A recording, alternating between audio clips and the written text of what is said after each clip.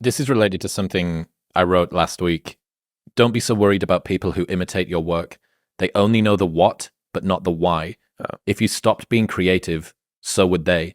A photocopier isn't an artist, even if it can recreate the Mona Lisa. I love that. Because at the end of like you are source in that situation. And so everyone is there for like a subset of you, and they require you to live. You don't require them. And the equal opposite is, I think we should be more fearful of when everyone stops copying you. Like the day that no one copies you is far, far more frightening than the day everyone's copying you. Yeah. Jimmy Carr refers to China as a cover band.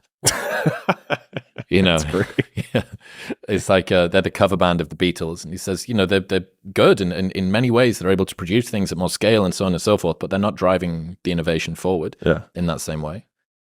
Yeah, the idea of getting upset about people copying is just ridiculous. Like, yeah, that's all. But you understand why it's painful, right? If someone's gone through, okay, let's test and test and test and test and test, and then finally find a particular formula that works, and then 10 people downstream get the benefit of this hard, laborious, effortful, late night grind and iteration, and they just got to be like, oh, that thing. Yeah. So I think that like they'll be able to copy what they can see, but they won't be able to copy what they can't see, which is understanding why each of those pieces are in place. And when something changes in the future, they won't be able to iterate from there because they don't know why it was there in the first place. Why. Right. And so like, I mean, I've obviously dealt this with in a business context where like real dollars are at stake. And so like in the gym world, you know, gym launch, for those who don't know, I had a big licensing company. We had 5,000 locations. And anyways, so we had basically business processes that we would, you know, iterate and figure out why this worked. And so then I used to keep a list of names, and then it got too long and tiresome to keep the names of all the people who tried to take the stuff and then sell it as their own. I say their names every night before I go to bed. You think I don't remember you? I remember all of you. Yeah. And so none of them 10 years later are still around. And none of them even came to a 10th of the size of Gym Launch. And it was because it wasn't theirs. Like the person that I would be far more afraid of, somebody who comes out with a significantly better system than what we had to help gyms make more money and help their clients more. But like to this day, like there still isn't one, and that one's Gym Launch is still the category king in that industry. And so it's like and that's because we were talking about this earlier, everything is an R&D for us. And so we actually like we're the only licensing company that had an R&D department, and we would test. We call them plays, but we test plays every 14 days.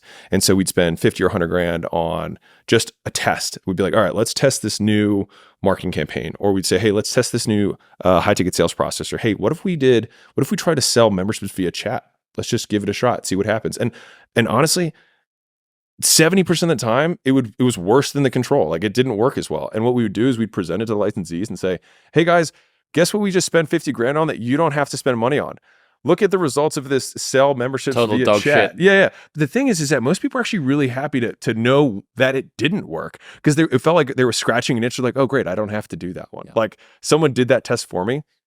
So anyways, all that to say, unless you have that trail of bodies behind you that led you to figure out this one thing, when there is a kink in the system because some external condition changes, which it always will, they then don't know, which means you're always still going to be ahead. Yeah, that's very interesting. Yeah, because if you understand the physics of the system, if you understand the dynamics of why you're doing the things that you're doing, and something changes, you can respond. What's next? What can people expect from you next few months?